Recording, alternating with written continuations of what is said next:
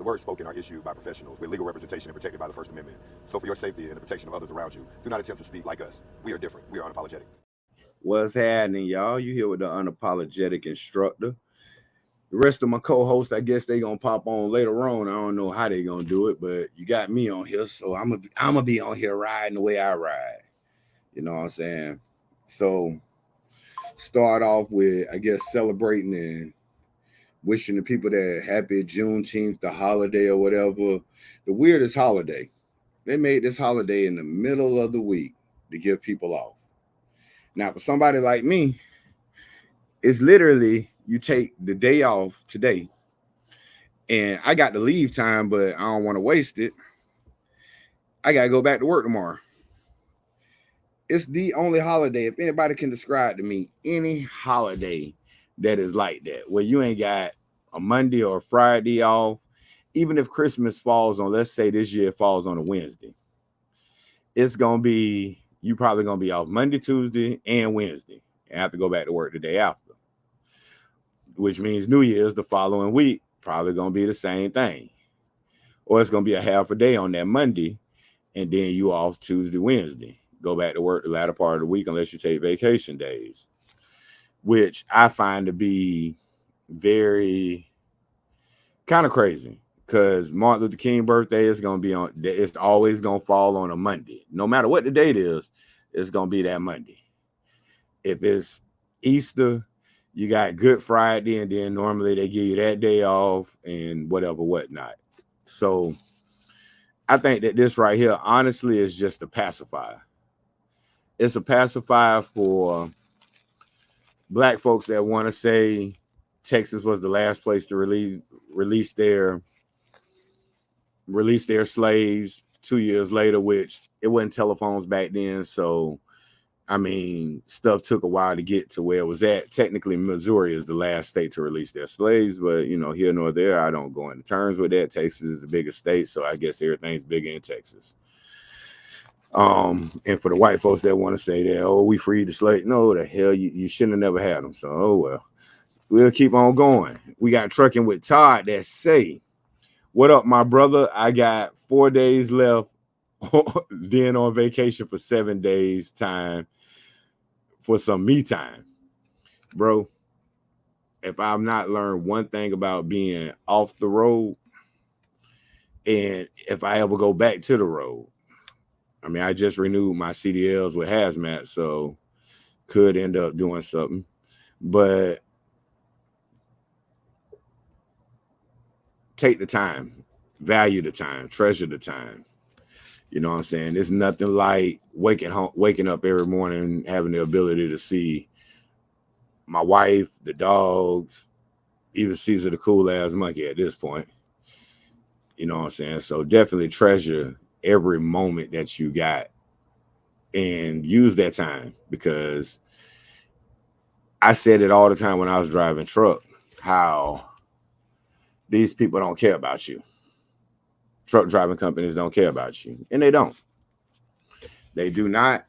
I can tell you that, but I can also tell you from the standpoint, now that I've been in the private sector or the government sector, or whatever you want to call what I do now, them people don't give a fuck about you either. For the most part, not most of them.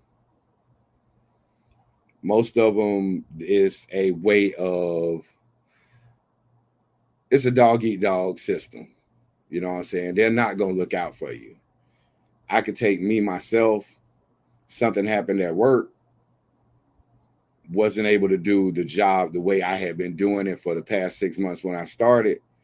Instantly, sugar turned into shit. I became the worst person at this place. I'm worthless, never should have hired me type shit. I had to hear that shit behind my back. Now, I will say most people are cowards. They won't dare say it to your face. And it's because they full of shit. They forget the good that you did, the hours you put in before that. So when you got time, I don't give a fuck what project they got going on, what they want done. If you feel like you need a day off, take that motherfucker. Take it. It ain't worth it. It ain't worth it to deal with them. It ain't worth it to deal with their shit. Trucking with Todd says, oh, for sure. We all just a number when it comes to most companies. That's why I don't have any loyalty anymore. I follow that money. And that's true.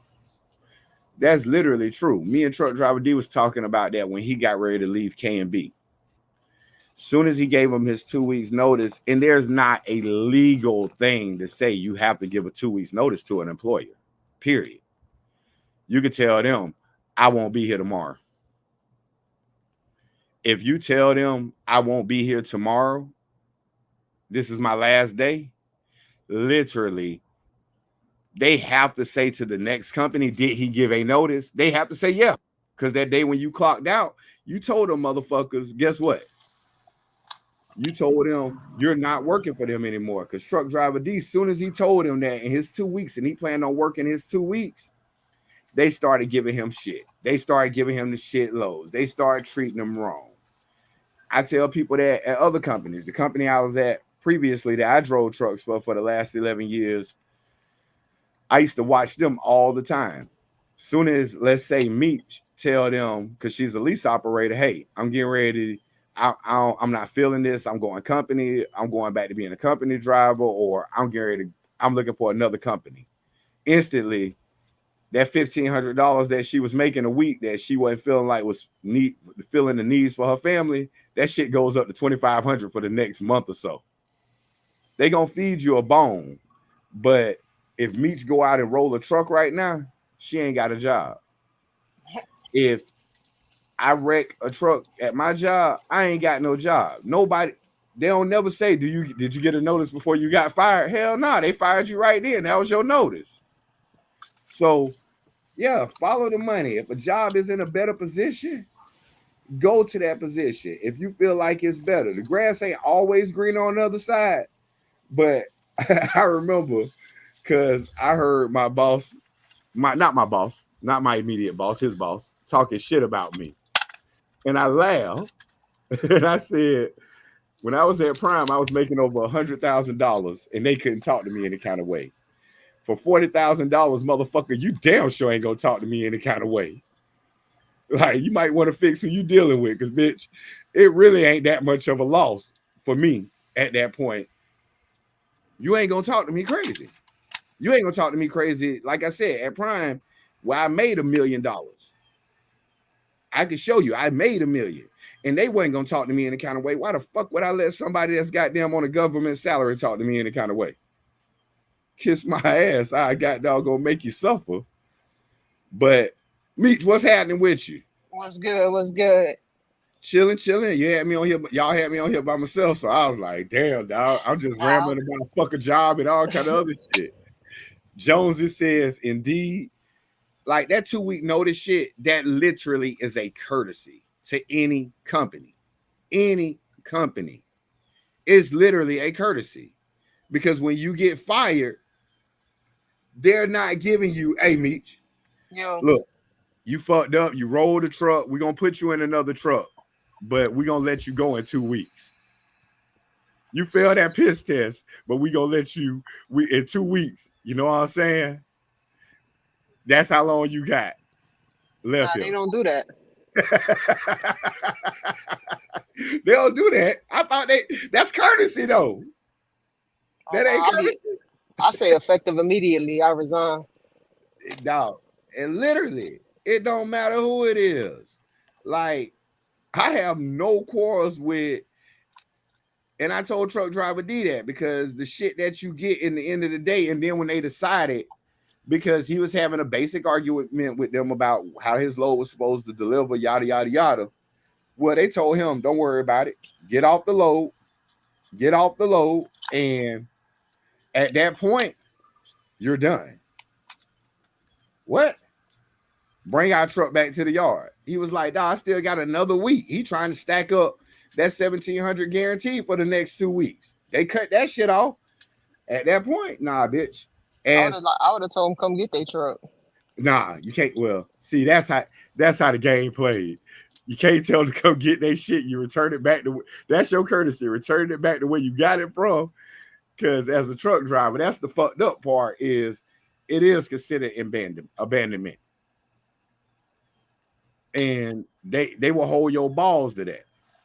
And I understand they are protecting their asset, and every company is going to protect their asset. Their asset is never going to be people. It's a capitalist government.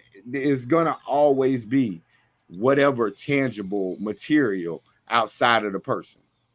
Hell, AI gets more respect than goddamn us as people do.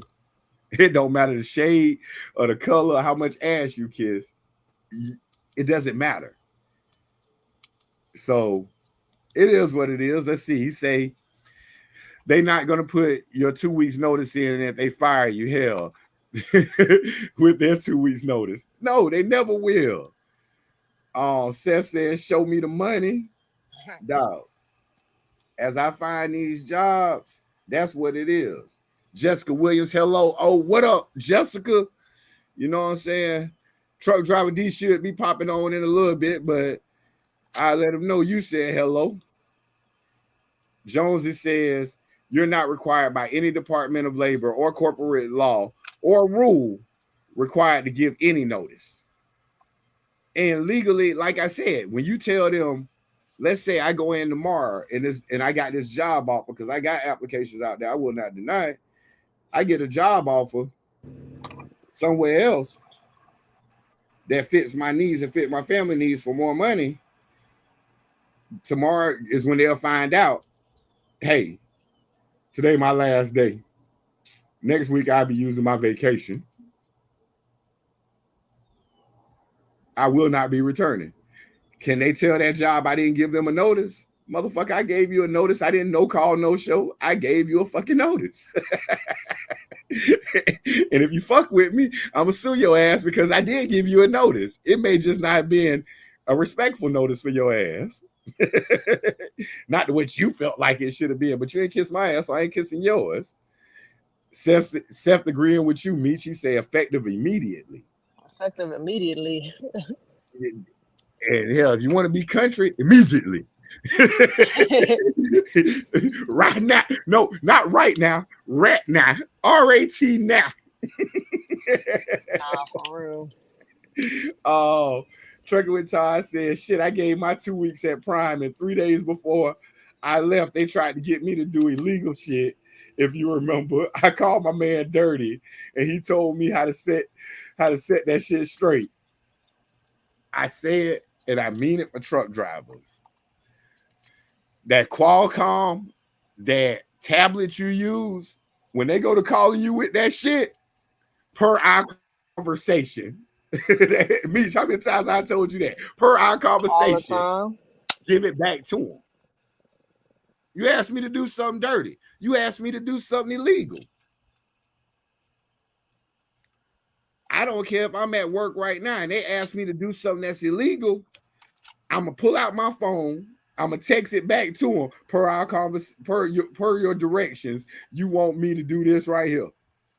You want me to cut down a mangrove? That way, when I get in trouble for it, hey, look, I'm not snitching or nothing, but I was told and directed to do this per my boss. This is what I was shown. I ain't doing shit illegal. Fuck that. And I'll tell him who told me to do it. He said to do it. Well, they go see the name that who I text. This is what per our conversation. But see, when you say per our conversation, instantly the phone either go to ringing, either A, that phone gonna ring, or B, you're gonna get back another message. Well, just sit there, we'll have someone else take care of it. They ain't gonna put themselves under that. Unless it's a union job or state law, they can't fire you without notice. So fuck that notice. And that's true. And that's literally true. As soon as what happened to me, for those that know what happened, literally the only reason why I still have a job is because this part of my job that I'm in is union. If it wasn't for that, oh, them motherfuckers, as soon as I wasn't able to be the brute that I always was, that country boy that could slang and bang things, literally, I was put on a whole nother goddamn crew just so I could quit. I was forced over, even though they had other people that had the license and to be on that team. As soon as I talked to my people called them in. Well, now I'm back to doing what I normally do at a light low, at a what do you call it, as a light duty. Anyways, let's keep going. Let's see. Trucking with Todd says, I reached the point in my career finally that I turn down jobs all the time. A safe record and good history speaks volumes. That's true. Like safety concerns. If you got safety concerns, I can tell you my fleet manager, old trusty Matt Rome dog as I call him, that I worked with for all 11 years I was at Prime. He literally would tell people and tell my students, especially students that didn't want to do what I said, as long as it's moral, legal, and ethically correct, you have to do it. If it's not, and so many people want you to do stuff that is illegal or immoral or not safe, and then when you do it, it ain't getting you no extra money in your pocket. The only thing it's getting you is I can get this motherfucker to bend the rules. I ain't got to bend the rules. Now, as a truck driver, your license depend on that kind of shit. And at the end of the day, if Meech trucking with Todd, if y'all go over y'all clocks and y'all riding 16 hours to go take this load there, because you know that load pay good and dispatcher want his cut off of it, and he don't want to give it to another driver. If you get pulled into a weigh station and you get that old good $350, $400 ticket that's gonna go against your damn record, it don't go against the dispatcher record. No, I don't. If I do something in my job in the field that I'm in and it's not correct, and a complaint is called, my boss ain't falling on that sword. Oh, I told him to do it. A true leader will, but a boss, a big old sack of shit, as I call him, that big old sack of shit, they ain't falling on that sword for you. Oh, no, I'll talk to him. Hey, I'm going to have to give you a reprimand for this. The fuck you got to give me a reprimand for? I'm doing what you said do. They ain't going to jeopardize them pensions. They ain't going to jeopardize they shit to go ahead and say, well, yeah, I told them to do it. Nobody going to do that. And a lot of cats got to realize there's a difference between being a boss and a leader. Being a boss, that's just the position that you was given, a title you was given, director or or supervising manager. Those are just titles. A leader, your people want to do for you. If Matt Roman talked to me, when Matt used to talk to me and he'll say, hey, I don't think you're going to make that load. All right. I wouldn't say shit. I would say nothing to him. And then I'd be like, okay. So then I wouldn't answer the phone no more. I'm going to work on the repower for you. I turn my phone off and keep rolling. Now I'm going to go past my 11-hour clock. I'm going to take that risk for myself. One, I want the load off. Two, because my boss would dare not ask me to do nothing like that. He was going to work on it. He was going to make sure I was straight. But he also, whenever I got in a situation, he went to bat for me. Like my immediate supervisor where I'm at right now, I go to war for him. Why? Because he stood in the paint with me in certain situations. Whether they benefited him or not, he stood there. His boss, not so much. Give two fucks. So, and just like Matt, I worked for Matt. I would do anything Matt Roman needed done. He knew I ain't like to drive at night. Hey, this load got to be picked up 1 o'clock in the morning. You have to drive it the rest of the night to get it there. All right. Now, one of them other dispatchers tell me something like that. Yeah, I'm asleep. I'm fatigued. Well, you're talking to me. Well, you're interrupting my sleep. I can't sleep. But that's because Matt was a leader, not a boss. So, oh shit. We gonna get to that right there because you got a kitty with you, so we gonna talk about it. Yeah. Oh, Seth said rat RAT9. Trucking with Todd says they told me to run, told me I ran out of time on the way driving anyways, and I took Dirty's advice and they said and told her to put it in writing and the story changed. That dog, it's just the way. And I only tell people that because I was taught that, because my leader, Matt, taught me that when I was at Prime. He told me anything that's said to you, put it back. He said, even if it's a good conversation, send a message back, set the precedent, and set that model. If they say something to you, send it back to them per our conversation. Per our conversation, you told me I was a great driver, that I was a hell of an instructor.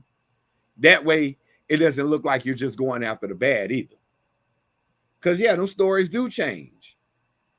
And when you sit down in the court of law and stuff like that, it becomes relevant. And one thing an attorney ain't going to do is I can tell you, oh, so you just were taking bad comments. So you were just planning this. You were plotting this. That's a long way to fucking up your money when it could be said that that's what you was doing. But if you say, no, I got the good too. Oh, so you just did this for all your conversations. You've already set a model. You've already set a foundation. Primetime Fit said he ain't getting on, but he said, what up, people? What up, fat ass? Fuck 12. Oh, my bad. I smell bacon, pork chop. Let me stop fucking with my dog. What up, bro? This motherfucker right here. Kiara Miles says, hey, old ass. Hey, motherfucker, you fucking sorry ass shit. Oh, that's just the way me and my student talk. She was my old student, one of the last females. She liked to talk that bullshit. Fuck you, punk. Her and her husband, they teaming doing flatbed, even though she ain't tarping shit, even though she ain't throwing no straps. Sorry ass. She ain't even a flatbedder. She a steering wheel holder. She can drive some miles, but she ain't tarping. She ain't getting on top of them stacks. Trucking with Todd says, I thought I smelled a cop. So, Beach. Yo. Hold on. She said, not too much. I get them Pampers for your ass. I hate young people. Young people all, you know what? Fuck young people. If you're younger than me, fuck you. I was gonna say some other shit, but we was to talk about the kid in the background. Oh, I got the headset. You got your daughter, but you got your daughter with you. So you got your daughter. So how's that going? It's good. I'm chilling. So you like I know you, I mean, you used to being on the road and shit, but like having your child with you for the summer, how's she digging it? She like it. She like it. She She ain't too do. bored? Nah. She said it's the same. It's the same thing as being at home.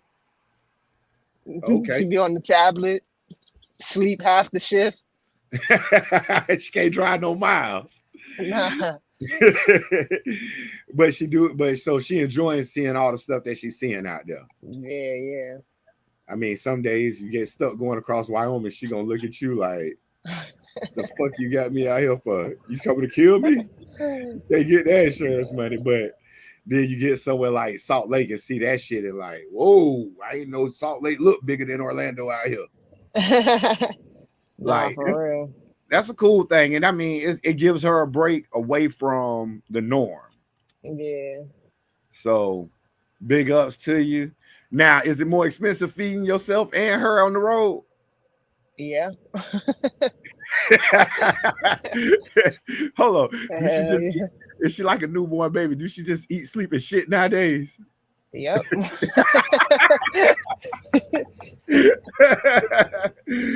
Oh shit. Yep. Let's see.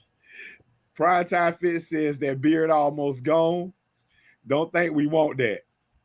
Now, listen. I'm gonna tell y'all, it ain't even no secret because we all adults. I'm always gonna look for better.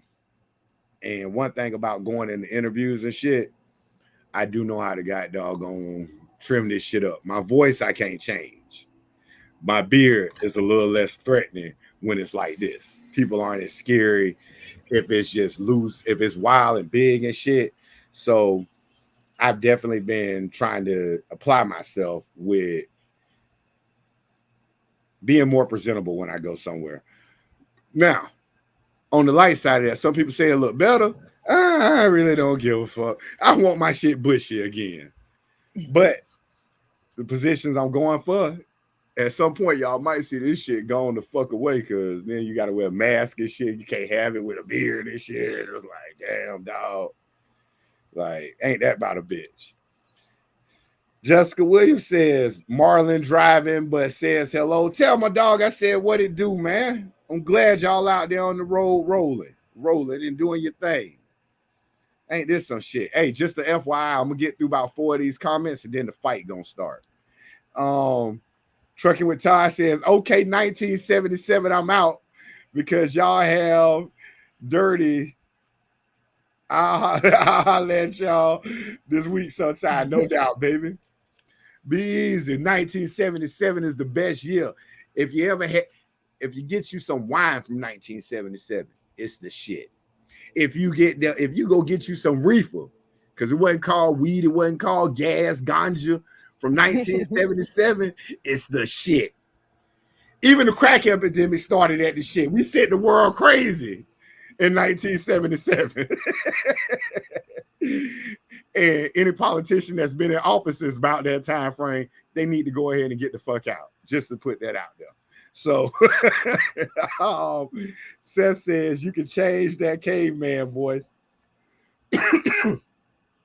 Look, I really try sometimes, but it just doesn't fit the way I look when I try to change that and speak with more vernacular and with a better posture of what I'm saying to people, because it's really not very, it just doesn't fit me. And then I come in the first day of work and automatically I'm like, hey, how y'all doing? I'm like, who are you? I got that part of it. It is crazy because if I go to an interview, I say very little. And I've learned since I came off the road over the last year or so, I literally, and it could probably eliminate me from jobs, which obviously it don't because I get callbacks all the time or offers. And I literally have to tell them, they ask me, what's the one thing about most jobs you don't like? Politics. I can't be no more bluntly honest. Like, I don't really like politics, and I don't like politics, and I don't like cliques. What I want to do is be able to go to work, and I tell them, I just want to go to work, and I want to work.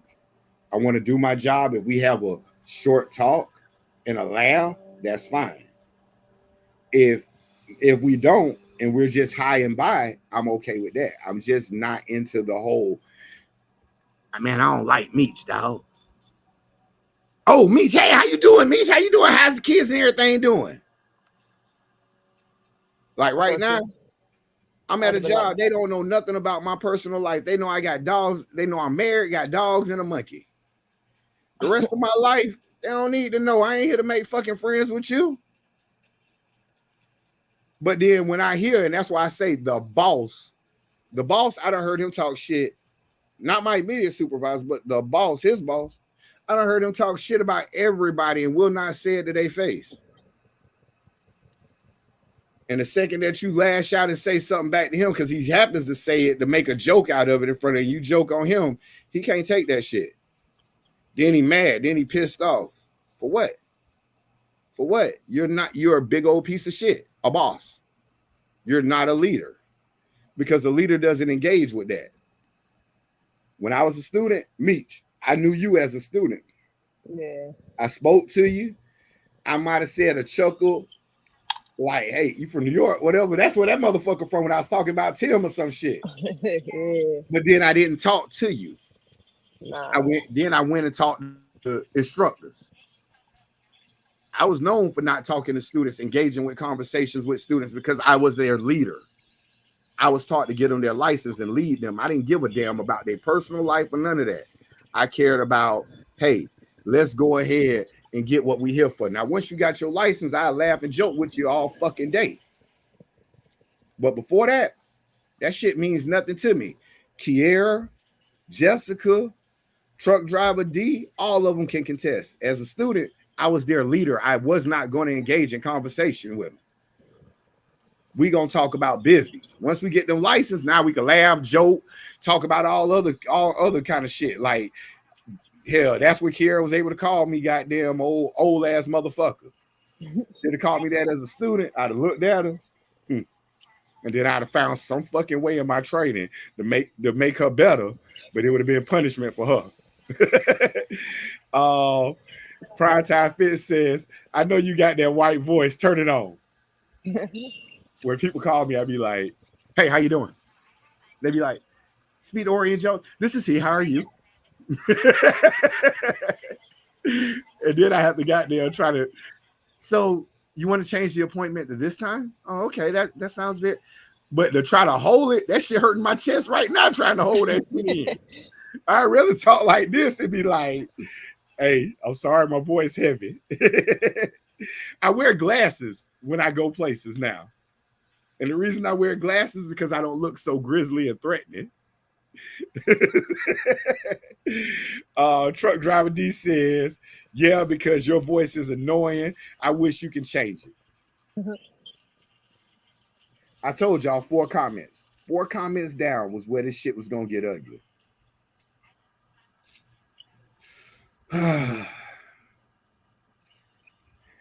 Fuck Jersey. Fuck South Carolina. And fuck you, truck driver D. Your voice is annoying. It's when you on the phone, the only thing I think of is bitch, bitch, bitch, bitch, make me rich. That's all I think about. Bitch, bitch, bitch, bitch, make me rich. That's full. Hey, because damn, that motherfucker there, he talking, your voice is annoying. He won't pop on here right now because daddy got him on punishment. That's my son, y'all. Oh, damn. I told him he had to do it from the backstage there. I ain't need to hear his voice. Kiera Miles says, Marvin said he gotta call your cockeyed ass. I'm just the messenger. And if anybody don't know and know about tanks, Marvin is a round motherfucker. Marvin Noel. That's my dog. Meets, you'll see his truck. He got a big old Green Bay sign on the side. It's a yellow Peterbilt. Yellow. That motherfucker, I don't know how he fit inside of a tank when we was in the Army.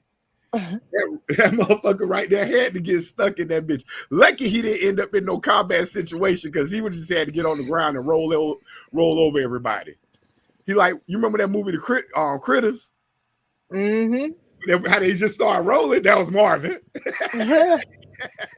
That bitch was like a goddamn critter. Seth says, that's a perfect voice.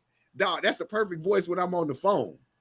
When I'm in person, it's so hard for me to hold that voice and hold my posture sitting in an interview. So, yeah. So what I was thinking was, I really want this job and I really would appreciate the opportunity. You can look, I want to laugh anyways. And they looking at me like, this fake motherfucker.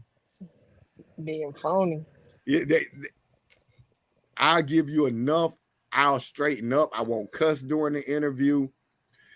I will use every word my mama made me read in the dictionary. But in reality, I can't hold it because I speak at a softer tone because I know how threatening it can sound. As a woman, if Meech's voice ain't strong enough in a certain situation, people take her lightly. If my voice is too strong, like it is on here, people take that as threatening. So it's like a happy medium. And when you get into the right field, or you just have the right person that's non-judgmental interviewing you and taking you at your merits and what you actually project, hopefully they see through that. And a lot of places do see through that. So, I mean, because honestly, the job I have right now, I wouldn't have taken it if I had known it was all the bullshit and politics that it was. I'd have went to a different location, which had offered me a position and just got lost in the shuffle and been able to let my work speak for itself. I didn't realize I had to kiss ass in order to get somewhere. Which ain't who I am. Let's see. Truck driver D says, "Here we go." No, it ain't no here we go, dog. Everybody realize Jersey City ain't shit. Y'all like the first stop, the shit coming across the bridge. You know what I'm saying? Like the shit trickles down through the state. It rolls south like a river. But it starts in Jersey City. Hell, y'all even catching it from down the Statue of Liberty. Because every time I go to Tropicana, which is in Jersey City, you can look right across as soon as you turn in to make the right to turn in. Look straight across, just look to the left, and you'll see the Statue of Liberty. You'll see Ellis Island. So y'all really are shit.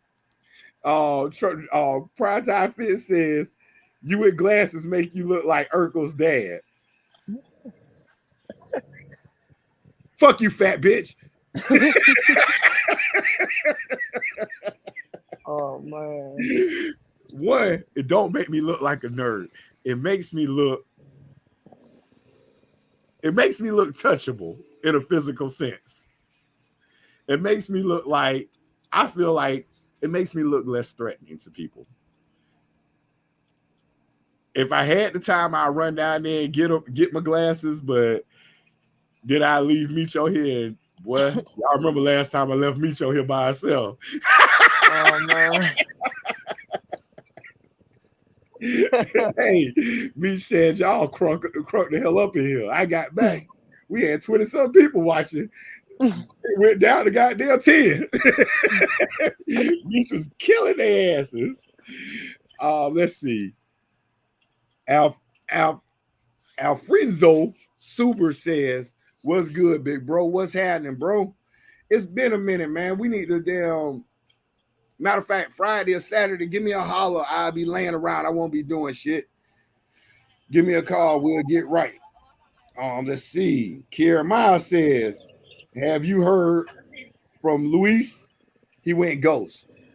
Luis, I have heard from. Luis was this cat that speak no English, straight out of Puerto Rico.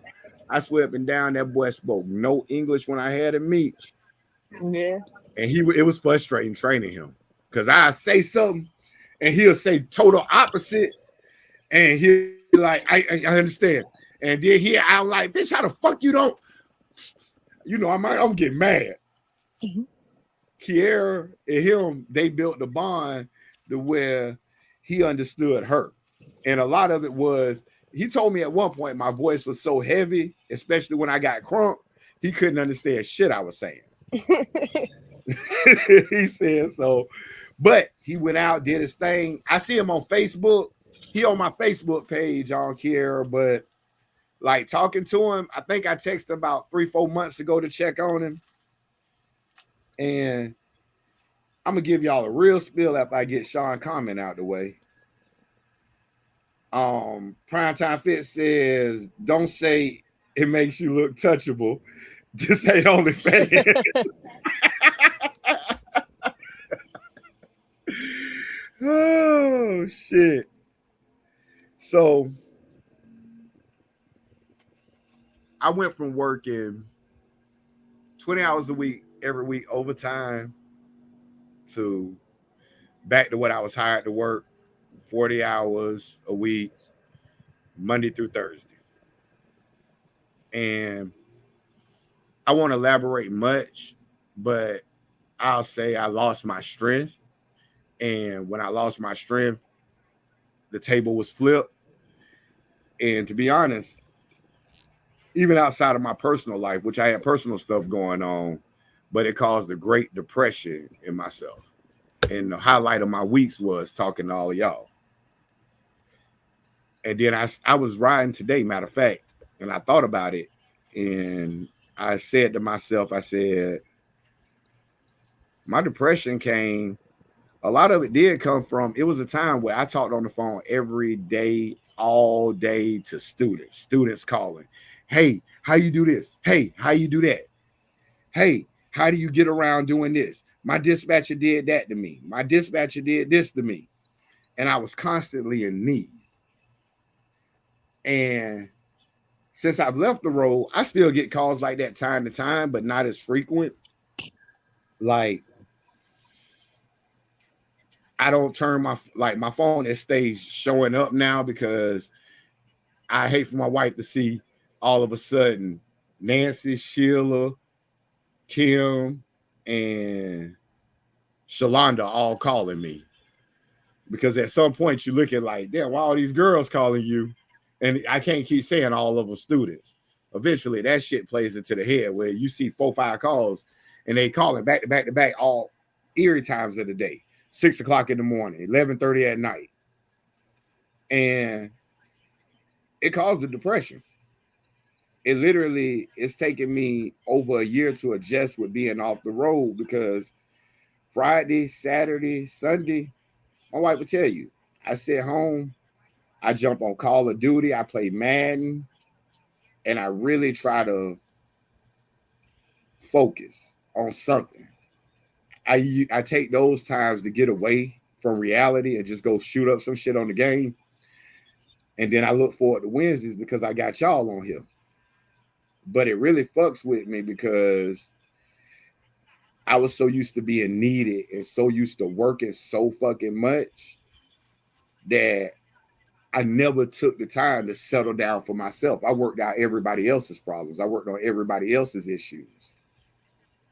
And I never worked on my own.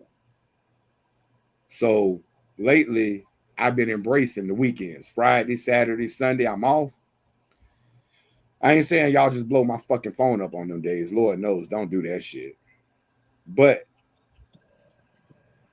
it's always appreciative. And it's appreciative just to get a phone call. Like right now, Meech's probably happy as hell having her daughter in the truck, even though she's spending more money on food. It takes away that monotony that we're used to having. It's nobody in this world that can tell you they can go through it all by themselves. No matter how hard we try to shoulder it, how much we try to do it, we gonna make it through it. I'm gonna make it through it. But it's better when you got somebody to say, hey, what it do, bro? What's going on, man? And for that moment that they may be talking about, man, I can't figure out between getting goddamn 22s and 24s on my car. For that moment, it takes me away from my own reality to help out with their reality. So I appreciate everybody. Like I say, I appreciate y'all just getting on half the time, because yes, depression is real. And yes, I've made calls to seek professional help as I did when I was on the road when I used to get down on myself. Because for the longest, I felt like my strength was my biggest trait. I'm not muscle bound built or anything like that, but believe me, when I grab something, pick something up, hit something, my strength is one of my biggest traits. My brain is always working. Everybody know I'm smart, but that physical being of me is a monster. And when you lose that, I challenge people, lose your sight for a day.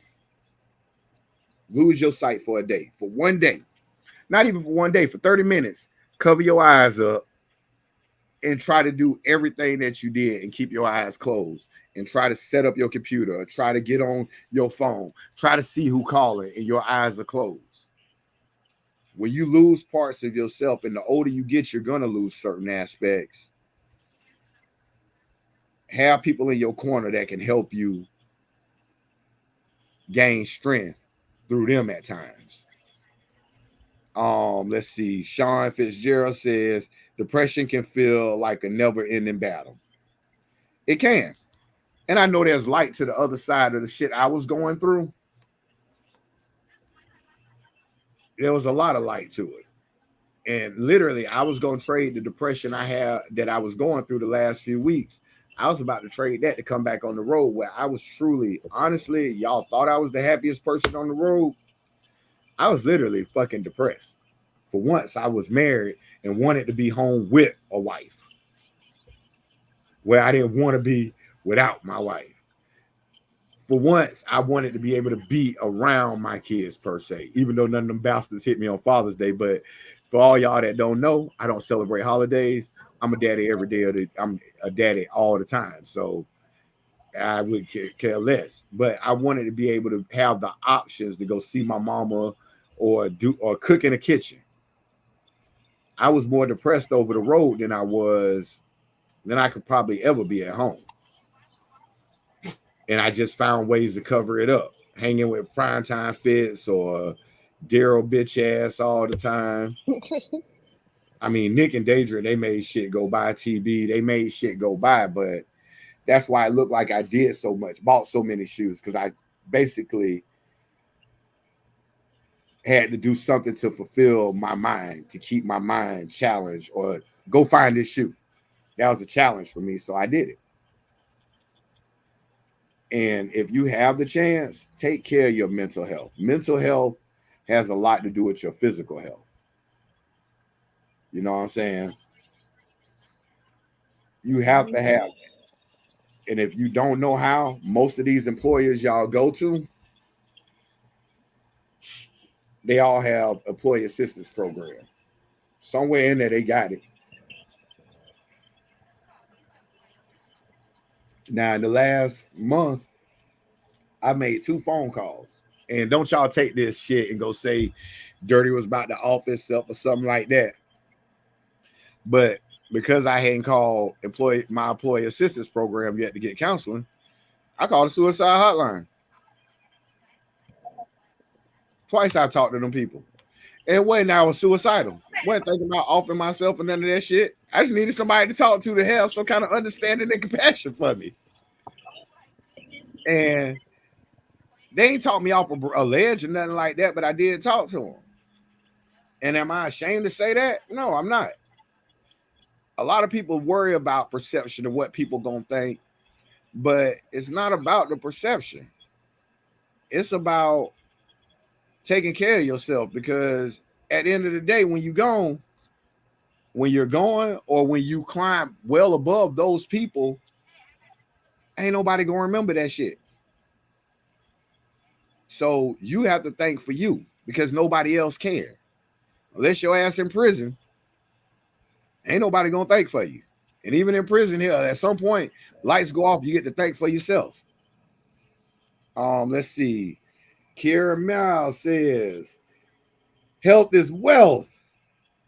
Hey, Kiera, why your last name say Miles on here? I thought your last name was Bethay.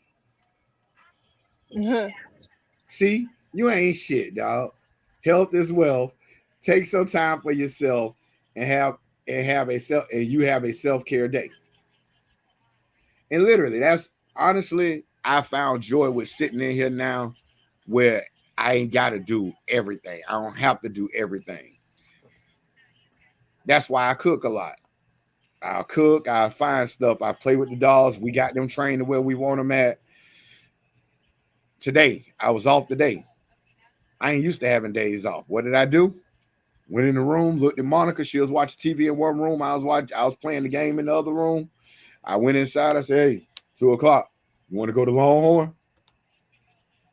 And then truck driver D figured out the secret. That sorry motherfucker figured out my secret. While everybody out here chasing me, trying to catch me with the shoe game, say I live this expensive lifestyle, he figured the shit out. We went to goddamn Longhorn this afternoon. About 3 o'clock. Guess what they had? Most of their steaks are about half off. It's a lunch fucking special. I know how to eat cheap. I know how to shop cheap. I do everything. I'm the cheapest motherfucker you know. I just have a lot of it. I had a lot of it because I was cheap. And we went, and that's something I used to do every day. When I was in Springfield, they knew me on a first name basis in damn Springfield at Longhorn. TGI Fridays, they damn sure knew me by first name. Hey, Ori, how are you? I ain't even have to place my order. I just go sit down. My sweet tea come out. My goddamn my damn 6 ounce, my 6 ounce or 8 ounce. You feel like a 6 or 8 today. If I came in and I looked dirty on and my clothes look a little dirty, probably me and I did some kind of pre-trip shit. They knew to get me an 8 ounce with some loaded mashed potatoes, and they knew I was gonna have me a dessert. And they knew that. When I was up in Pittston, it was Longhorn, it was Outback. It was Outback. It was, I'm trying to think. Outback mainly is where I ate at. Outback and IHOP. But I ate at the right time or Texas Roadhouse, because Texas Roadhouse from 2 o'clock to 5 o'clock up there, they had their lunch menu. And it was only $10.99. So I go eat. That was cheaper than going to even the damn cafe at Prime. I was spending $10 eating damn good. Loading up, hey, can I get a basket of bread to go? That's why I was such a fat ass. Prime Time Fit says, we know that in order to win a never-ending battle, you have to have never-ending squad next to you. And I did. And I still do. Me and Sean talk maybe once a month. But me and Daedra, me and Nick, truck driver D, J Parks, and D Money, we talk every day. Me and TB, we talk every other week or so on the phone versus on here. And I do. I have a never-ending.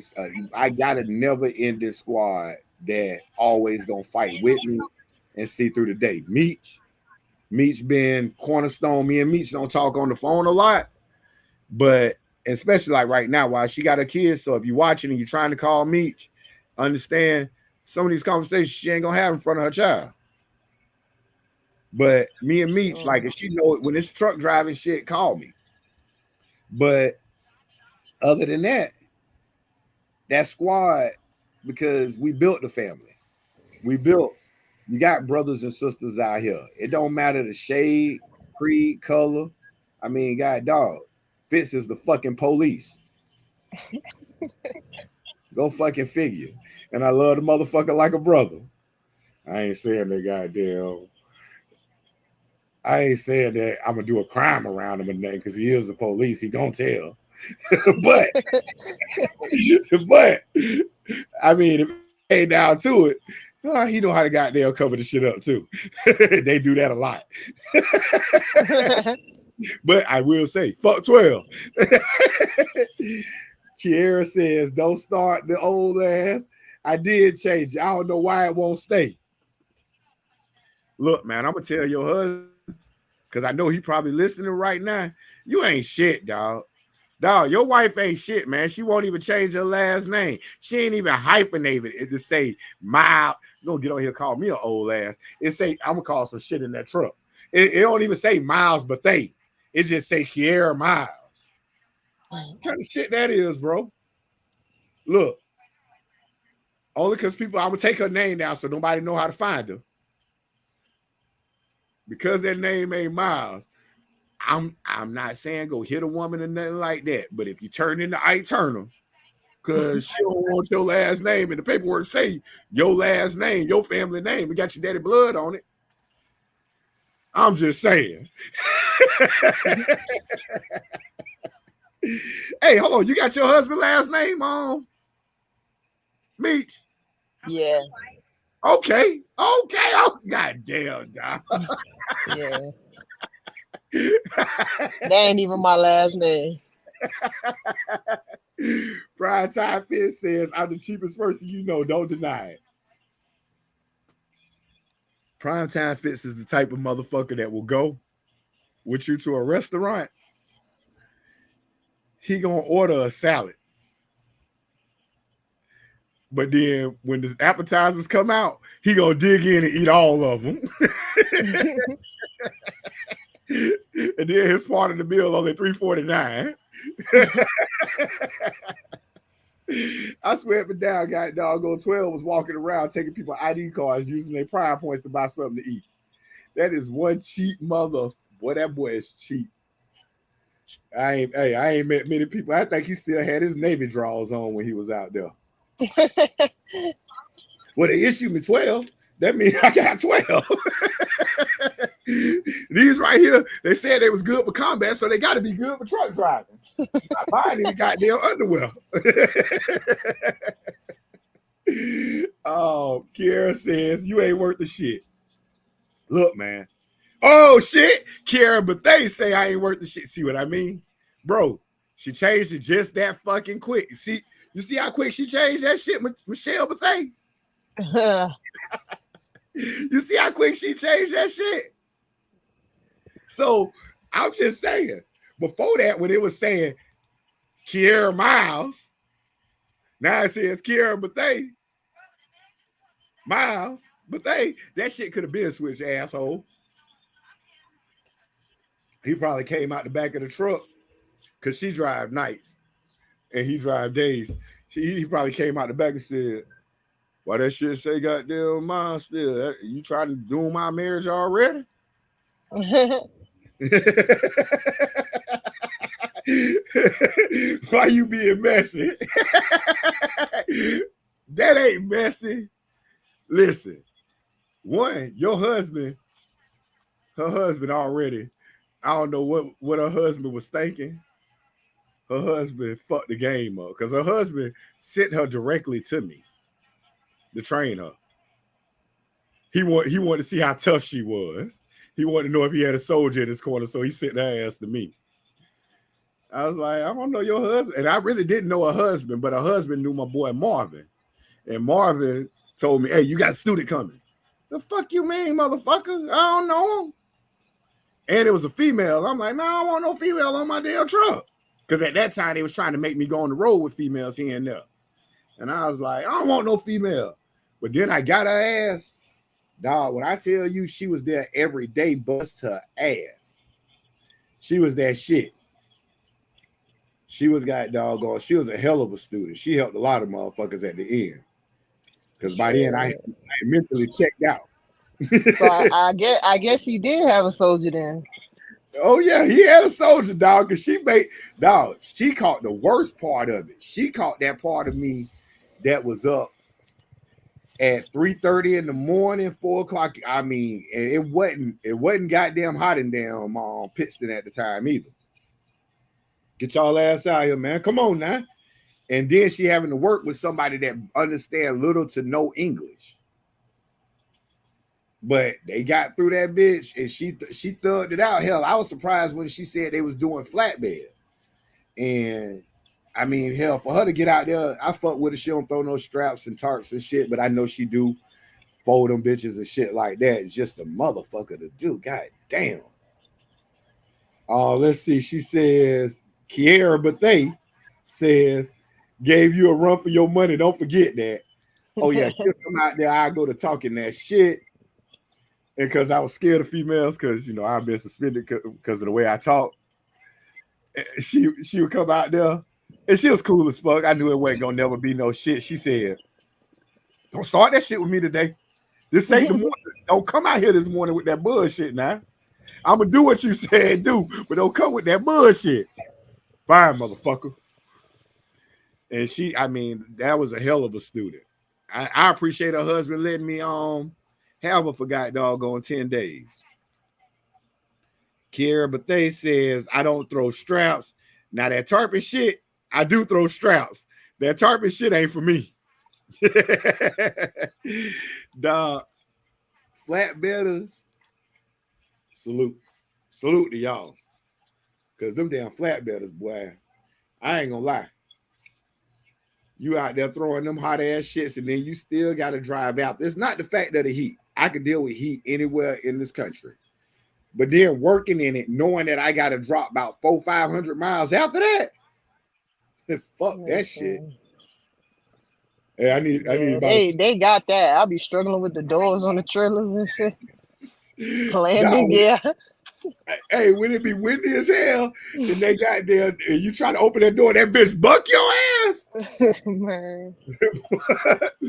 Hey, I let it go one day. I was in Plainview, Texas.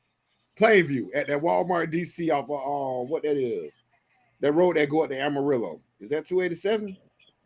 But anyways, I'm out there in the wind blowing like a motherfucker. I went and opened that door. Me, as soon as I clipped that one up, that bitch came around and boom and planted itself. It literally went through the fiberglass on the side. I looked at the other door. Well, I probably ain't supposed to open this motherfucker.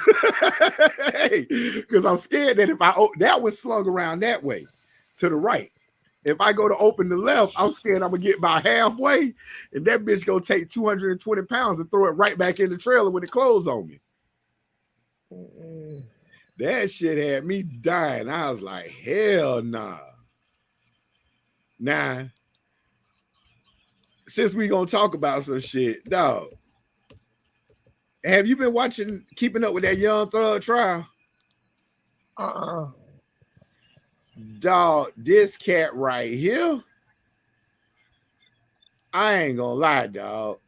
Oh, is that the bald-headed dude on TikTok that I've been seeing? Lil Woody? Yeah. Dog. Lil Woody on this bitch giving these people the goddamn business. And I ain't saying it like he funny as hell. He been on the stand for about 4 5 days. But dog, the shit that he be saying. Other things, sure. He said, I said anything. Dog, let's see if we get her back on the stage. Just listen to him. Circuits, yeah, they want to.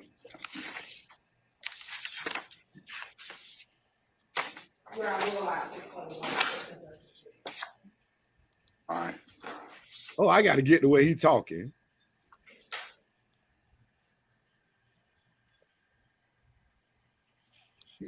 All right, thank you, Sergeant Would Brown. be saying some shit on this bit. He just always Members of the jury, good morning. All right, we've had some business we need to take up, so appreciate you being patient with us with the delay. Mr. Copeland, good morning, sir. Good morning. All right, sir, you're still under oath. All right, Ms. Hilton, you may proceed when ready. Thank you. look at him. Motherfucker just look tired. Like, damn, dog. Good morning, Mr. Copeland. Good morning. You have permission to approach? No. She was asking me that, Mr. Copeland, okay? All right. Okay. Councilors, you want to take a look at what Council for the Stage is going to show you.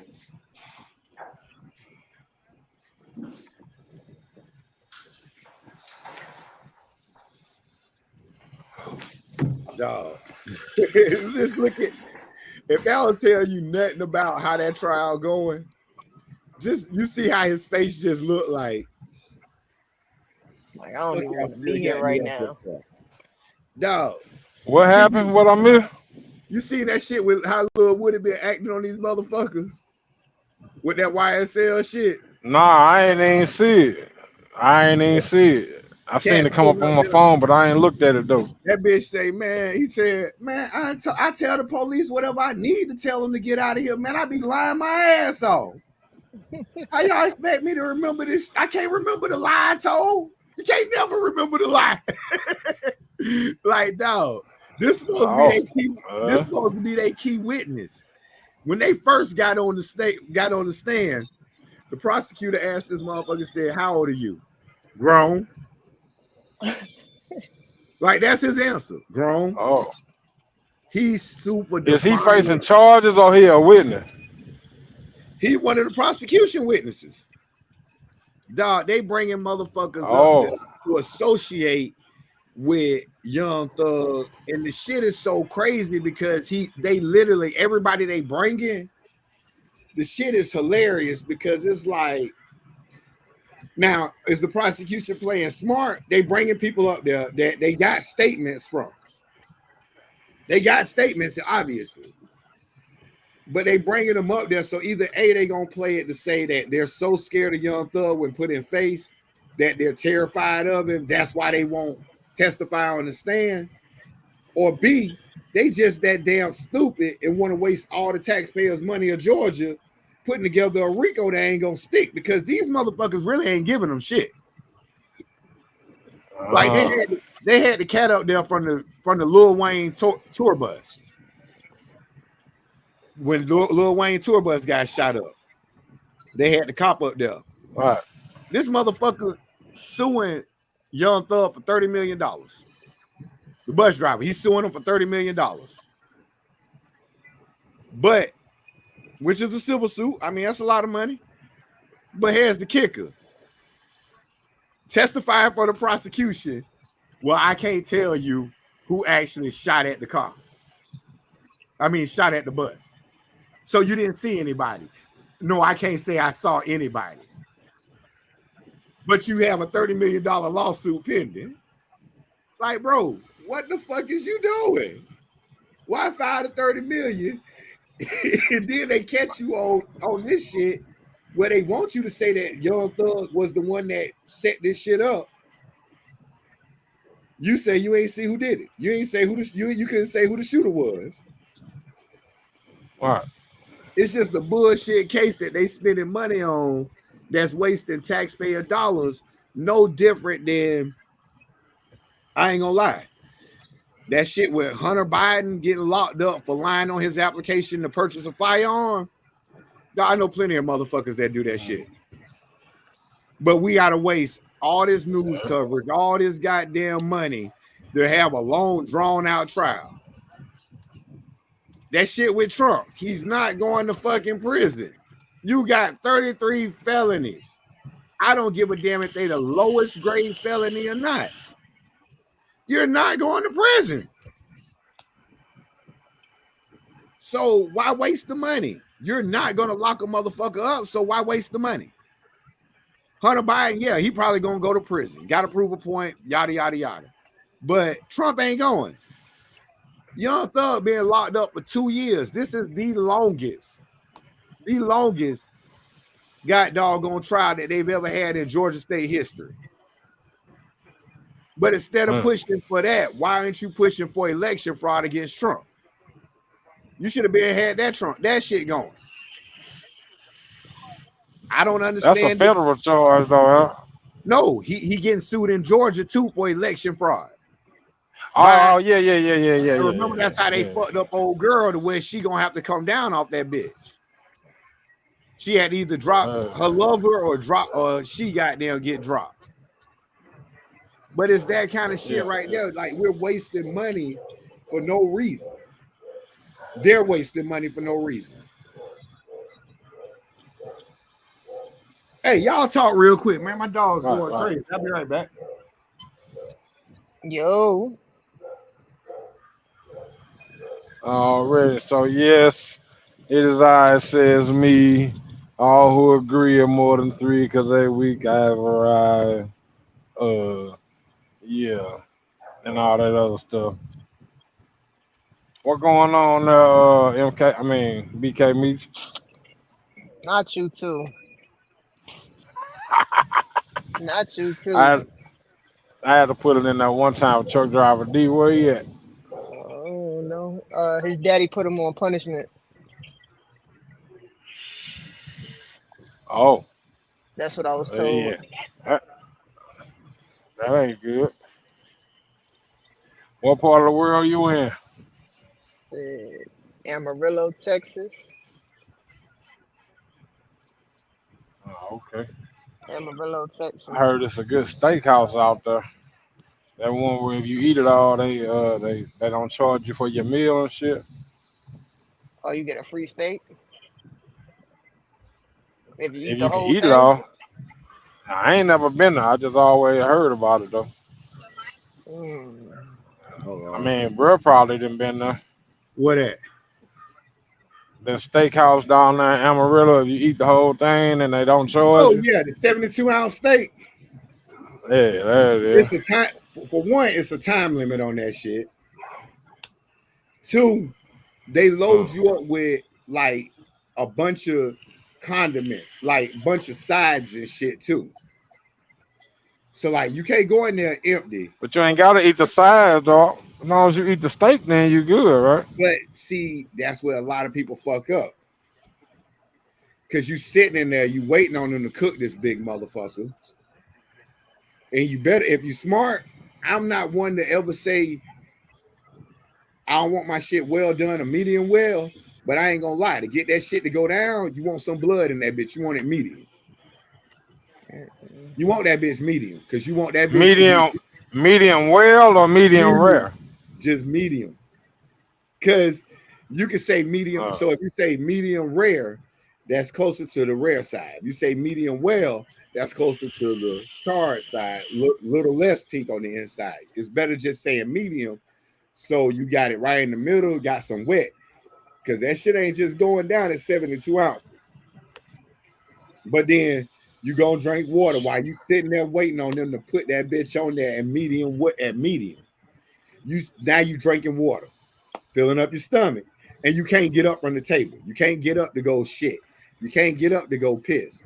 So it ain't no sense in taking no X-Lax before you go in there, because I could get about halfway through, I shit all this stuff out and go finish the rest. Nah, you got to sit down and eat it. And then you got all this shit going on around you, because as you eating it, once you get past about 25 ounces, now you're gonna have people around you telling you, go, go, go, eat. Now it's fucking with you. I think I could do that shit. Hey, I'm finna hang on my call right back in. My connection going fucked up. I'm All finna put right. these on. I'll be right That back. must be that T-Mobile shit. Nah, that's the Verizon. That's the Verizon. That shit. I'm on Verizon. Don't play that Nah, shit. I got T-Mobile. My Kiara joint works Bathe just fine. said, Kiara Bathe says, all right, old ass, I hit you later. Got to check into the shop. It's been a hell of a day. You know what? Some days you the pigeon, some days you the statue. but no, they hey, wild motherfucker was arguing the other day that Metro PCS got the best coverage of any cell phone carrier. Prepaid. The fact that Metro only good in the listen to the name Metro. It's only good In in the the city metro area. area. That shit ain't no good nowhere the fuck else. Nah, it's not. Now you I mean, go I ain't from never had it. Springfield to Kansas City. Once you get past Bolivar, which is about 30 miles north of Springfield, you ain't gonna have a signal until you get to Harrison.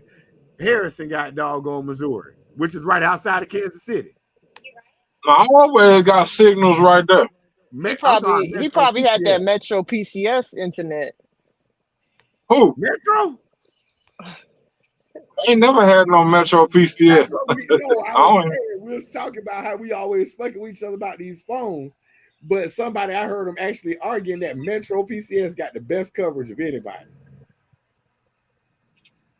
Oh, I just that's kind of like somebody arguing about their home team. I'm saying if that's who you with, yeah, you're gonna argue with them about it. Look, I mean, that's case in point. You say Publix, I say Snooks. That's your home team. You gonna ride with that. Publix. You know what I'm saying? I mean, some folks say Metro PCS. This episode of the Unapologetic Instructors is brought to you by Publix, where shopping is a pleasure. Allegedly. Allegedly. Get alleged about that. Because you went to Champions Gate. But no, that motherfucker arguing about it. I looked over at him. I said, bro, when the last time you went somewhere like outside of Tampa? I got a beach over here. I got a theme park over here. So what it is, motherfucker, you ain't never been out the metro area. Because you ain't going to Jonesville with Metro PCS and get no damn signal. They still ain't got cable out there at my mama's house. So you ain't got no cell phone service. It's called a dead man's land. Huh? Already. But hell, it's straight landline action, huh? My mama, well, AT&T, Verizon. I'm not sure about T-Mobile, but I do know AT&T and Verizon out there. T-Mobile always been spotty, like in rural areas, and that's just the way the shit is. In rural areas, that's probably why they merged with Sprint, so they could combine them in Sprint, and you got more towers. And so they may have a little further out in rural areas, but honestly, going across Wyoming, Nebraska, going across Wyoming, you don't even get 4G. That joint dropped to 3. Hey, I see my shit say 1X beside it. my shit be on analog. But so I can't Shit, say fuck around, be roaming on about little America. but when I first started driving, no bullshit. Wyoming, even Verizon was roaming. Verizon roamed in Wyoming when I first started.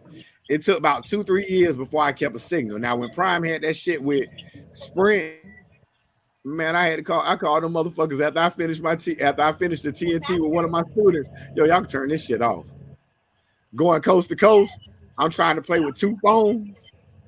Shitting me, I don't need this shit. This right here ain't got a signal except for when I get back to Kansas City. See that right there? That must be that guy doggone crazy Wi-Fi. What you got? Cricket? He got cricket. He might have cricket. Cricket. This shit's staying crazy. Oh, Let's he see. frozen. Oh, hold on. Let me look. Okay, hold on. I gotta send this to myself.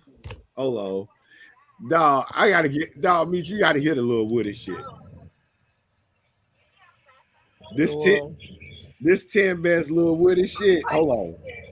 TB, if you ain't heard it, now you get to hear it. I'm gonna let you, bro, I'm gonna let you hear this little Woody shit. Because I want y'all to hear this shit. What is it? No, him on trial. Our Him in the show trial. in its entirety for us. Watch. I don't know. I don't remember. I don't know what. No, I guess I don't. A man who goes by the nickname Lil Woody might be one of the most entertaining witnesses we've seen so far in the RICO trial against rapper Young Thug out in Atlanta. And that's saying something. We have some of the top moments from Kenneth Copeland's testimony over the last few days. Welcome to Sidebar, presented by Law and Crime. I'm Jesse Weber. Hey there, everybody. This is another Law and Crime legal alert. Get past this shit. You ain't been watching it, but you got to see how this bitch be acting. And in the trial of rapper Jeffrey Williams, also known as Young Thug, and his co-defendants, there has really been nothing short of absolute drama. But honestly, what do you expect in this case with all of its twists and turns? I'm talking, of course, about the case where Atlanta prosecutors allege that Williams is one of the founders.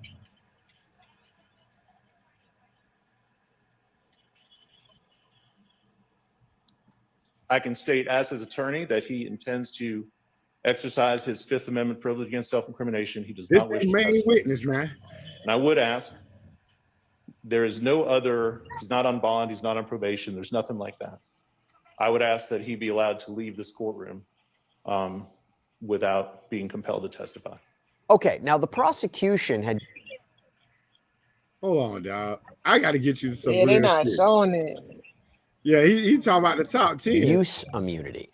And that means that whatever he would say on the stand they during gave his him trial immunity. And couldn't be used against wilding him out. legally. Well, at least by the state. It seems there's some concern, maybe on Copeland's part, about whether he could end up with federal charges.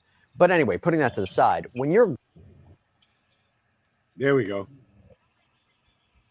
You wish to give testimony. I know you don't want to give testimony in this case, but you've been given immunity in this particular circumstance, use immunity. So are you going to testify? Yeah. Okay. And Mr. Copeland, good afternoon. Do you want to be here? Ma'am, Do you want to be here? I'm here. Okay. Are you going to let me ask you some questions? Okay. How old are you? Grown. Okay, what does grown mean? I'm an adult. And when you say you're an adult, what number in years are you?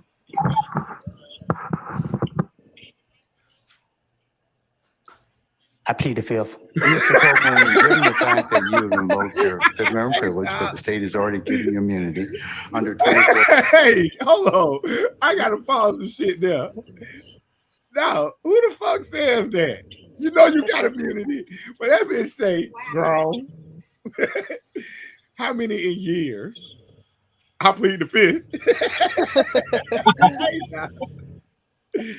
Hey, he get better though, dog. This bitch is stupid. Hold on.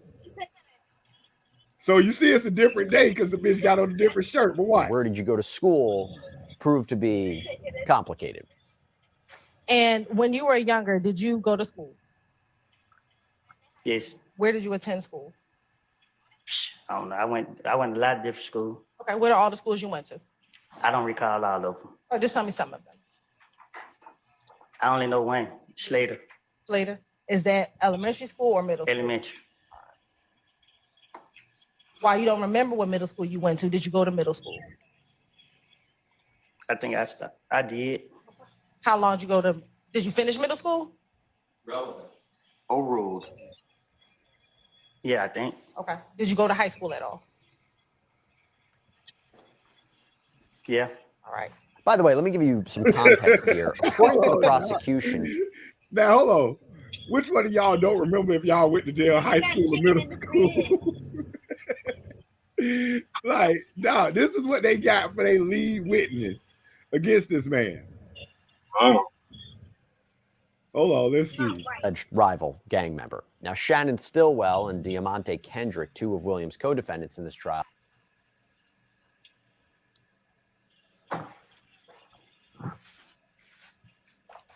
Y'all, this bitch stupid.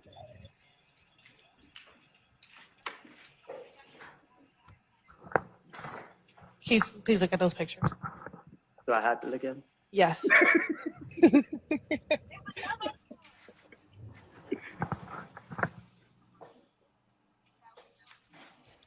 Oh, he's sitting there having fun with their ass.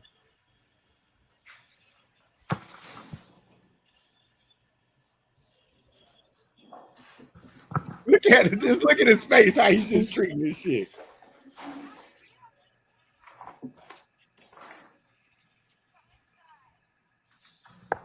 I'm going to start first with Stacey Exhibit 350 Yankee. Tell me if you recognize individual in Stacey Exhibit 350 Yankee.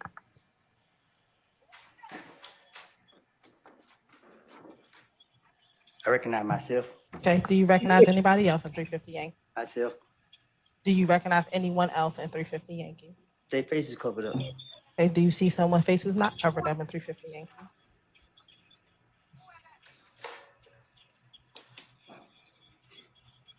Yeah. Okay. Do you recognize who that person is?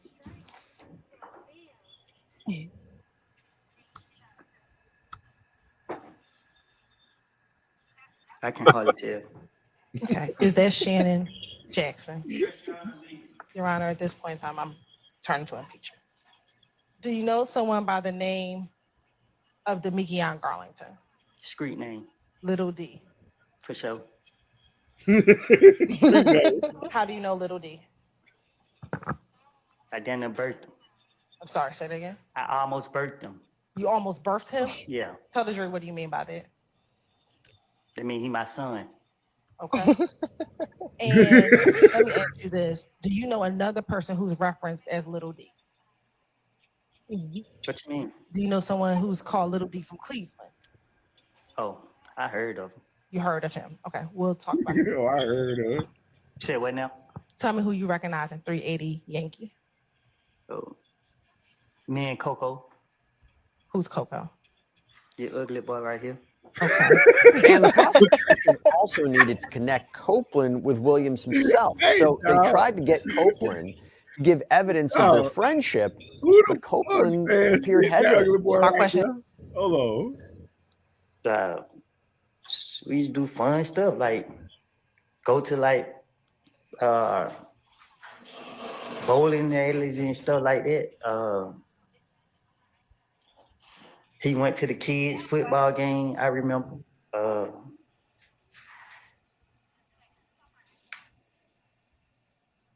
you done seen him with 3 different shirts on, so we know that's 3 days he been doing this shit. I've been to the club with them. I've been on shows, I meant, you correct that. You said on shows? Yeah, like when I watch him perform. All right. Now, Mr. Copeland and his testimony, or lack thereof, it had a bit of... Dog, this nigga, hey, dog, bro, funny. Namely that he would confess to be... Hold on, dog, because this shit, the bitch stupid, dog. Caleb Bumpus was the stand-in counsel for Copeland.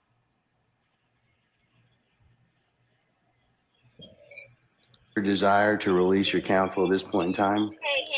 She fired. She's fired? Okay. But according to Ms. Bumpus, she had already been fired before Copeland even testified. As you can see, this trial has been... Hold on, so he already fired his attorney. Hold on, dog. You got to get to the part where these bitches talk about how when he say how he lying. In 2015 to Kel. Yes. Yes, you remember what Thug said? I don't recall what was said. I don't remember what was said. Okay. I don't remember me talking to the investigators about it. All right. Do you remember telling Detective Gaither that when Kel got on the phone, that Thug said the beef ain't over with until you pay for my window? You shot my window. Yes. Yes, you remember telling Detective Gaither that? I don't remember what I done told the police.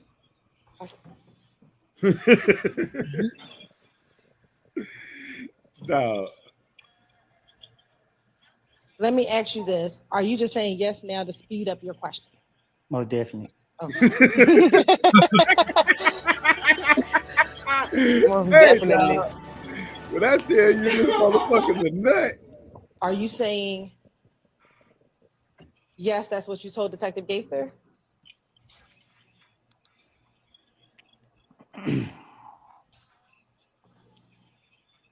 I know I ain't complete school, but I think I'm speaking proper English.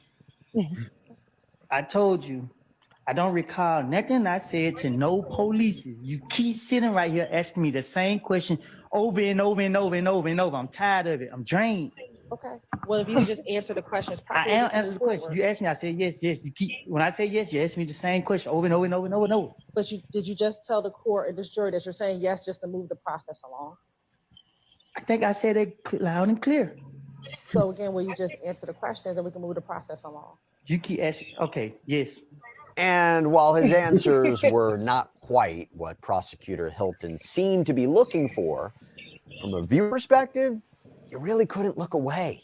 Did Thug ever speak with you about his relationship with Nut? No. Did you ever observe Thug and Nut together? I never saw those two together.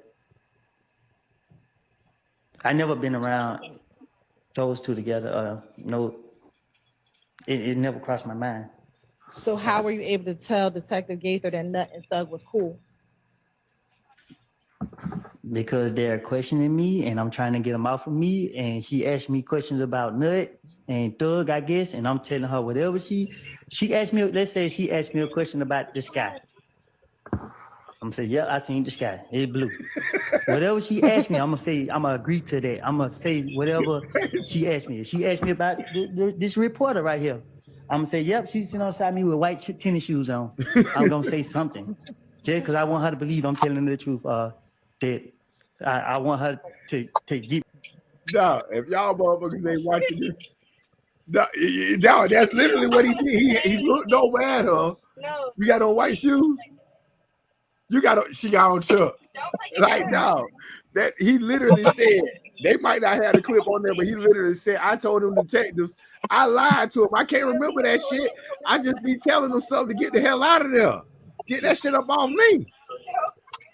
Man, I don't remember that shit. Like, he literally, dog, hey, what, did you go to high school? I only remember one school I went to. Dog, this bitch here, this is what they tried to lock this man up with. Yeah, they done used his lyrics against him. They done talk, boy, they got my boy. They got him in a different way, dog. And if you gonna use people lyrics, I mean, hell, you can. I mean, hell, Jay-Z done talked about burning a bitch.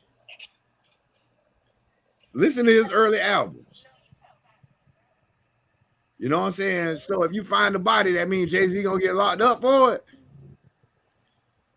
A lot of these cats rap about what they done heard, been around. I'm not saying that Thug and YSL ain't doing their thing, but motherfucker, we got more shit to goddamn worry about than locking his ass up. You got a whole country falling apart. I just read in Tulsa the other day. And matter of fact, I did want to talk about that. Ain't nothing but us watching now. But hold on. What that shit is, Greenwood. Greenwood. You talking about where they turned down the lawsuit for the reparation? Reparations. Yeah, they turned down the lawsuit for reading this article about it, right? This some crazy shit. This is the craziest shit, and I get on people all the time about this kind of shit. You got to watch what people say. So, Tulsa, Oklahoma, they basically put this shit in there.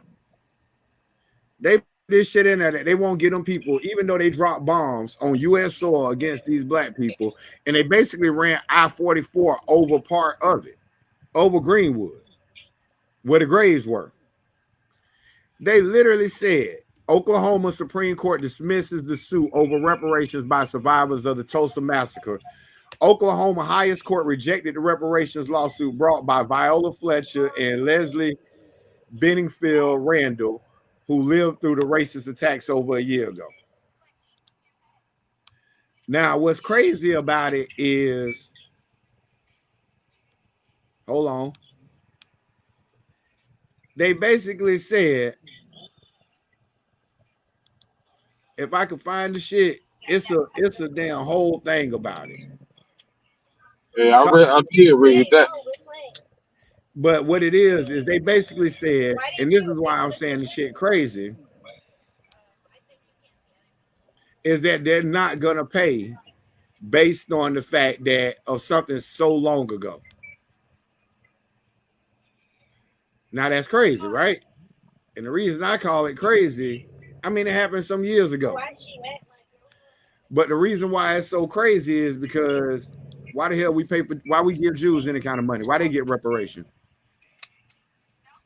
This is only 3 surviving people from that massacre that basically destroyed what they considered the Black Wall Street in America at the time, who had just struck a deal to start selling iron to, what's the name of the place?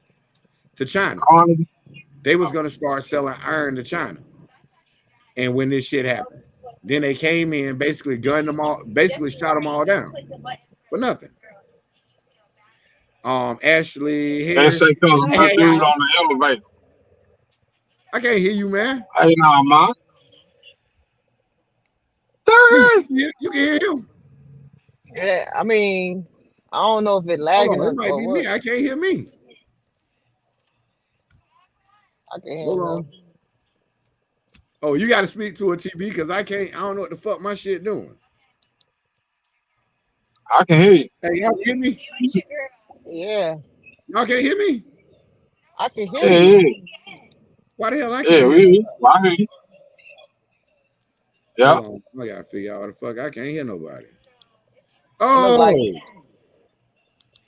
Oh, my shit fucked up because of what's face. Is it cricket? I was playing with my goddamn headphone. But the point of that shit is how the hell y'all gonna say y'all can't give reparations for that massacre that y'all know and it's documented that it happened, but you don't get a Jews money. So shit that ain't happened on U.S. soil. Yeah, them Japanese folks, some shit that didn't happen on U.S. soil either. Yeah. And these are only 3 people. 3 people. It's only 3. I think it's only 2 of them. I mean, these people are 100 and something. You don't set up nothing. You act like it never existed. But yet, if you looking at America,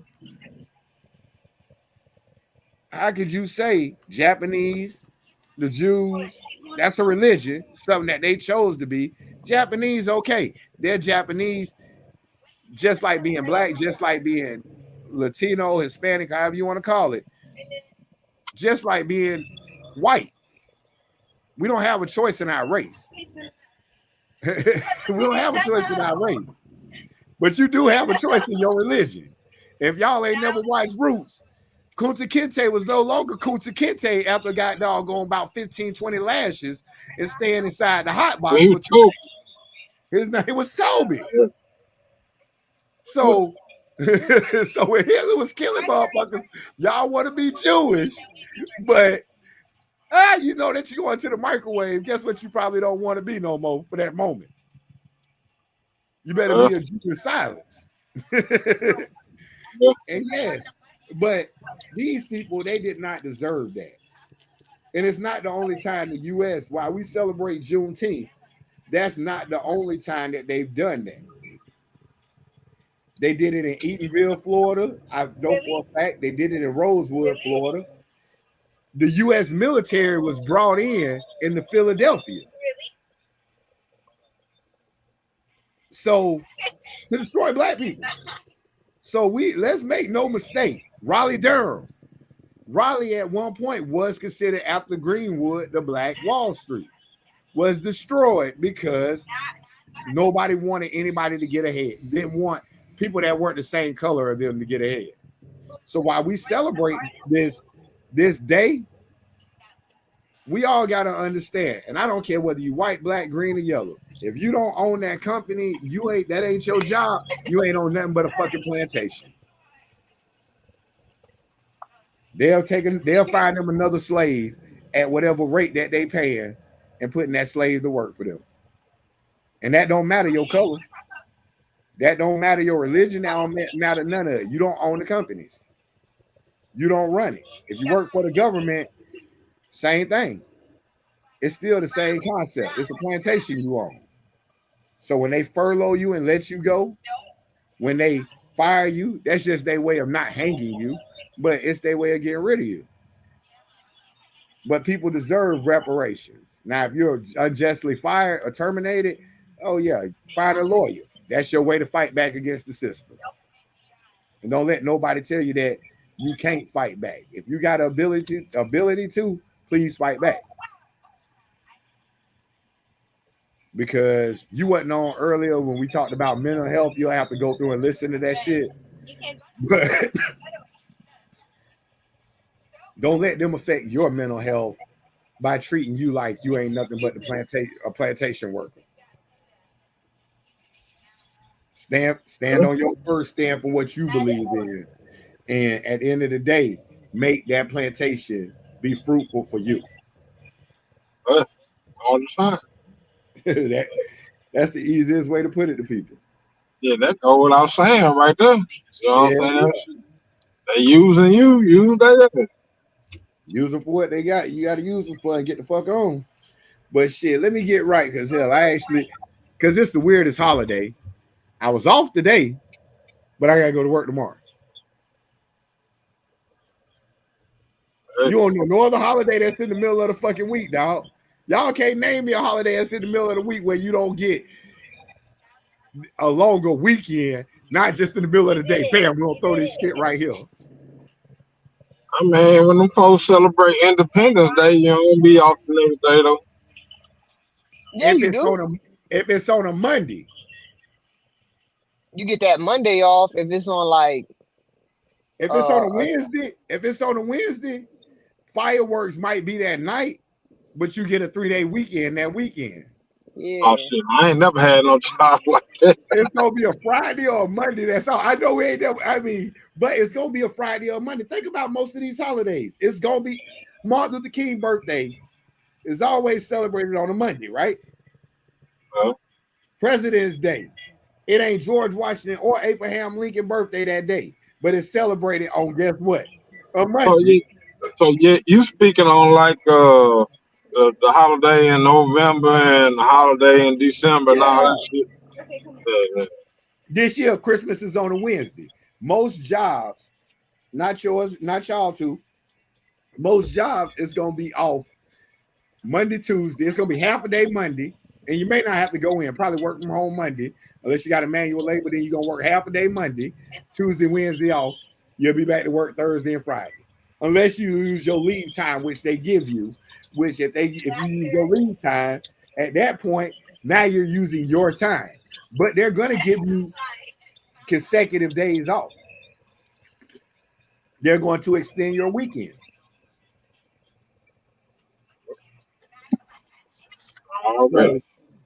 But and that's I mean, so this one right here, they put it in the law 4 or 5 years ago, and they was like, fuck it, just get them niggas something off in the middle of the week. Hey, because wait until that bitch fall. About 3 years from now, when that bitch fall on a Saturday, guess what you ain't getting off? Friday or Monday. Or that Monday. So it's just the way the Typical. cookie goes. It's a crazy thing. Well, you know, your state was the last state to technically release slaves. Yeah, I know. Everybody celebrated. Dred Scott was here too. Well, they celebrated it because it was Texas. But if you really look at it, the Pony Express rode. You had horses. It wasn't no cars. It wasn't telegraph to travel to tell you slavery ended like that. So it did take a long time for shit to happen. But once they found out, they still didn't tell them. You know what I'm saying? So while they was freed here, they was freed in Texas too, but they just didn't get the memo. Yeah, they just never let. And I mean, honestly, on their part, kind of smart because you want that free labor, you just don't let it get in through there. You don't, but you don't hear about whoever, because even back then, if Harriet Tubman was taking people into Florida and taking them above in Ohio, why don't we hear about the Underground Railroad at that point taking them over to Louisiana, taking them over towards the Mexico territory? Where was the freedom fighting in the Harriet Tubman of that era? That's the people I want to know about. Because you damn sure wasn't taking them into Missouri, because you took their ass into Missouri. They were still in slavery. Hey, Missouri, Texas, Arkansas, but Missouri was the last state to actually abolish slavery. That was where the last free slaves came from. I mean, the last enslaved people came from was Texas. I mean, it was from Missouri and not Texas. But Texas is a bigger state, so you got to give it to the bigger state because Missouri ain't known for shit. Missouri said, show me the way. So, hey, y'all celebrate y'all holiday, but if y'all gonna celebrate it for what it really means, and let it be an understanding that the wool can be pulled over your eyes. And that's what I take it as. The wool could be pulled over your eyes until somebody want to lift the sheet. Surround yourself with people that's going to lift the sheet from over your eyes. That's going to pull the cotton out your eyes.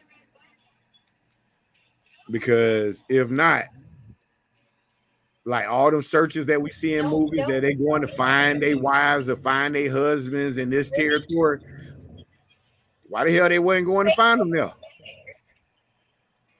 Why they wasn't going to find them in Texas? Somebody knew that they were still enslaved in Texas. It just didn't come out. And then when it did come out in the 2000s is when somebody wanted to say, well, we're going to celebrate that day. It's like another Hallmark holiday. Hell, you should have never been. People should have never been enslaved, so we shouldn't have to be celebrating anything based around freedom. You know what I'm saying? But you know, I mean, at some point in time, people was seeing it still in the Constitution that at one point in time we was considered 3/5 of a person. Capitalist government. But on that note, it's your boy Jonesville Dirty, aka one that don't give a fuck. I'm TB the sniper over here on this end, man. You know what it is. Yeah. And this BK Meech, I don't need all that extra intro. Spoken are issued by professionals with legal representation and protected by the First Amendment. So for your safety and the protection of others, typical. Do not attempt to speak like us. We are different. We are unapologetic. God damn, dog. You saying we extra, motherfucker? No, I'm just saying I don't need it. That's good for y'all. I don't need it. She called us extra, dog. No, I said I don't need all that extra stuff. Intro, outro. Oh shit, man. Yeah, we special. Yeah, we special. We OGs in this shit. We started all right. Shit. I missed the motherfucking tongue-tied kid. Hey, dog, I'm gonna send this shit out. Dog, y'all just gotta look up Go on TikTok and look up Yeah, Young it's Thug it's trial. it's all on TikTok. I seen that on TikTok. Dog, I sat there I'm one gonna day. look it up on YouTube because it's been coming up on the YouTube feed. You know what I'm saying? On mine, so I'm gonna check it out. Bro, I don't watch TikTok often, right? So I don't watch TikTok like that. And I don't watch TikTok at all. I sat there for 2 fucking hours. 2 hours going through this TikTok, the whole story of it. This motherfucker is a fool. He a stone cold fucking fool. Everybody just been got it, getting up man. there. What the birds for? Why you wearing red? I like the color. Well, why do you have the bandana on your left ankle? You probably got pictures with it on my right ankle too. Like motherfuckers. Dog, these cats going straight crazy on these. Like, I don't understand how they got 400 people.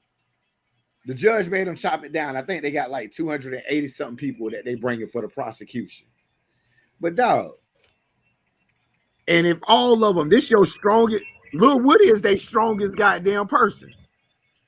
That's their strongest person. Their strongest. So what the fuck do you bring the other 200 people for? YFN and Lucha said, fuck that shit. He said, man, because he shot, supposedly they shot up his mama's house. That motherfucker said, they told him basically they could make his RICO trial go away if he testified against Thug.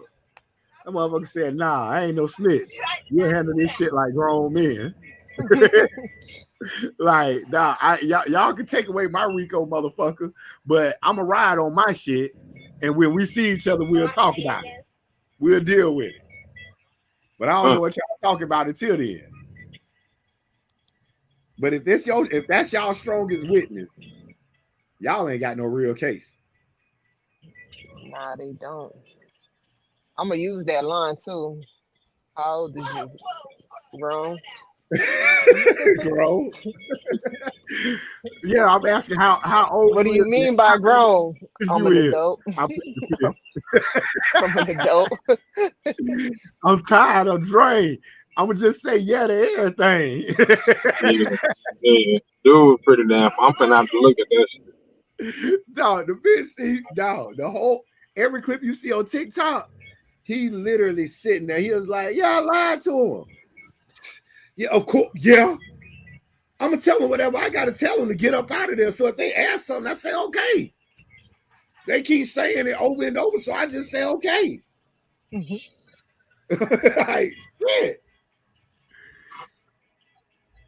Dog, that shit, that motherfucker literally stupid. Who is that in that pit? Who is that pit? Hold on. Who is Coco? That ugly dude right there. That ugly boy there. Yeah. He intentionally trying to throw a wrench into it. Oh, dog, he throwing wrenches like Thug got to be sitting there. They'll show Thug every now and again. He just literally be sitting there like, this the best y'all got on me? My boy. Like they asked him something about something that was in the lyrics of a song. They asked the cop something about that. And the cop was like, yeah, he's talking about Lil Woody burning somebody. And so he was like, but can you be for sure? Well, that's what's being said is that Lil Woody will shoot you or whatever. It was like, but you've never seen Lil Woody shoot nobody. No, I can't say. I mean, he would have been arrested. So you just saying what was in this song was it could be fictitious. Well, based off of their reputation. Well, isn't that what you're trying to build? Is reputation? Well, yeah, they be stumbling the hell out of their ass. Them boy, dog, this shit is a different story. That shit there is damn. It's actually funny as fuck just to watch it. Because I'm just sitting there like, dog, I'd rather see this shit on the damn news than Trump shit on the news or damn Biden shit on the news. Give the people what they want. Put that bitch on damn the news. We want to hear about that shit. Like, dog, Court TV don't even show that shit. I'm gonna have to look that shit up. You gonna laugh your ass off like, dog, they literally fucking with this man. Like you heard, dog, that was on Monday. He had been on the stand all week last week, all week this week. That motherfucker say, man, I'm tired, I'm drained. Yeah, I'm gonna answer yeah to whatever you ask. Cause you gonna keep asking it open, asking a different way. I'm gonna say yeah. I know they gotta be pissed off, boy. Oh girl, I bet she was pissed off. She just couldn't show it. She was like, this motherfucker here. Dog, well, when he first got on the stand, when they asked him that number and age, that was when he first got on the stand. That bitch took the fifth right then. The judge. But look, they said he had immunity though. Yeah, and he still said, I plead the fifth. And the judge like, you understand that you can't be prosecuted for it, and you reached an agreement to where, are you gonna testify? Yeah. And third question in, I plead the fifth. I said something, I testified. Dog, that motherfucker right there makes you watch that bitch and laugh your ass off. But hell, let me get my shit right, man. I gotta get my ass up in the morning. I'm grinding tomorrow. 4 o'clock come early, big dog. Shit, no sir. 5. Well, before your time when I get up. I mean, yeah, you know. Oh yeah. By the time you get up, I'm setting my alarm clock. But by the time you get up, I just be getting up to get ready because I only stay like 6 miles away. So I just ride down moped tomorrow. I get up at 4 o'clock every morning, man. Fuck that. I can't help no more. I miss it, and I be wanting like my body will move at like 5:30, and then I look at the clock and like, you know what, I'll take my ass back. It took me damn near 6-7 months the way I wasn't doing that shit like I was on the road. But shit, I mean, when I'm at the house, you know what I'm saying? Shit, I wake up at about 7, 8, because the dogs come fucking with me like, hey, man, you know we got the shit. Come on, wake up, take us outside.